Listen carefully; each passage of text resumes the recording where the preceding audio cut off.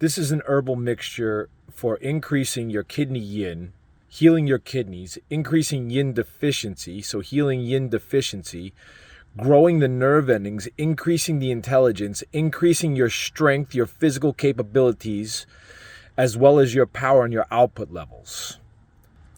So these are the herbs we're going to do. This is wormwood. Wormwood has absinthe in it.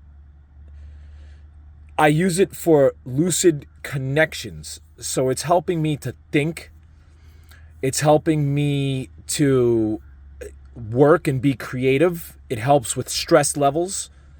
They say you're not supposed to take it for more than 2 weeks. They did make absinthe illegal at one point because they were adding it into the alcohol and people were going really wild on it. So that's wormwood. The next is TP Shihu. It's actually dendrobium. So the TP Shihu comes from the dendrobium flowers, whereas regular Shihu dendrobium is the stems as well. This is said to be the most powerful kidney yin enhancer. So why do we want to increase our kidney yin? When we increase our kidney yin, we increase our Jing. And when we increase our Jing, we lengthen our lives. And the Jing is like the storehouse of your genetic matter. So when you increase Jing, long life. When Jing weakens, life shortens. Next, I'm putting in licorice.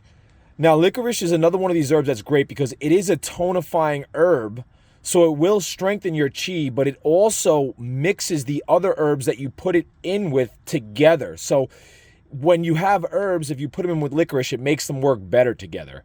Also, the licorice helps you with your fire and helps with your digestion as well. Next is go-to cola.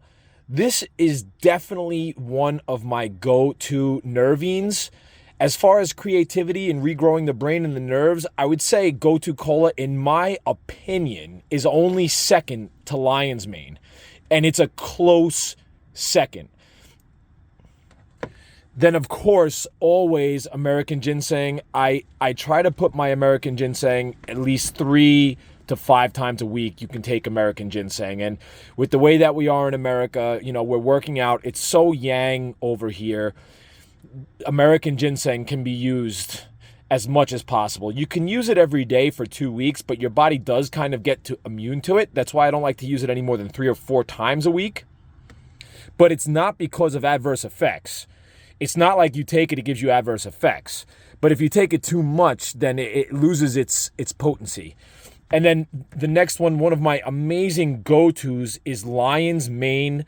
Lion's mane is another one of these things. I can take it anywhere from 3 to 5 times a week. Now, I know a lot of people are into their mushrooms, and the mushrooms are just an amazing, amazing healing modality. I'm just getting into scratching the surface of how good mushrooms are. But lion's mane, when you take the psychedelic mushrooms, they have great benefits if you know what you're doing, if you're guided by a proper shaman. They can relieve depression. They can open up creativity. They can heal years of trauma. But lion's mane is a non-intoxicant, and it is the best neurogenesis herb on the planet as far as I know. And when you take it, it has psychotropic effects, but it only brings clarity. So it has the benefits of the psychedelics. It brings great clarity. You feel like you're having a trip, but it's a very vivid trip, but it has no adverse effects. So that's the problem with a lot of the herbs. They have adverse effects. But lion's mane has 0 adverse effects, and it makes you feel like you have a high, like you have a vivid high. But when you get the high, you're growing your brain. How good is that? How good is that this mushroom here, when you take it, you grow your brain? Now, if you look at the lion's mane, again, in Taoist nutrition, when you look at the herb or the plant, it tells you what it does. For example, celery works the bones. Apple is good for the heart. Eggplant is good for the kidney, right? Kidney beans are good for the kidneys, right?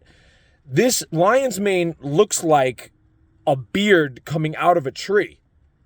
So it's like when the tree gets really wise, it grows a beard. It's like the beard of a wise tree, if you ever looked at it. And the inside of it, that goes into the tree, the roots of it, look like the brain.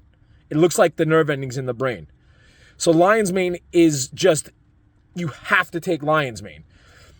Unless you are creating things, obstructs, with your own mind, and you're a high-level Solartarian that doesn't eat, and you could just create the benefits of lion's mane by thinking about it, you should be taking lion's mane. That's how good it is. Make sure to like, subscribe, and share, guys. God bless.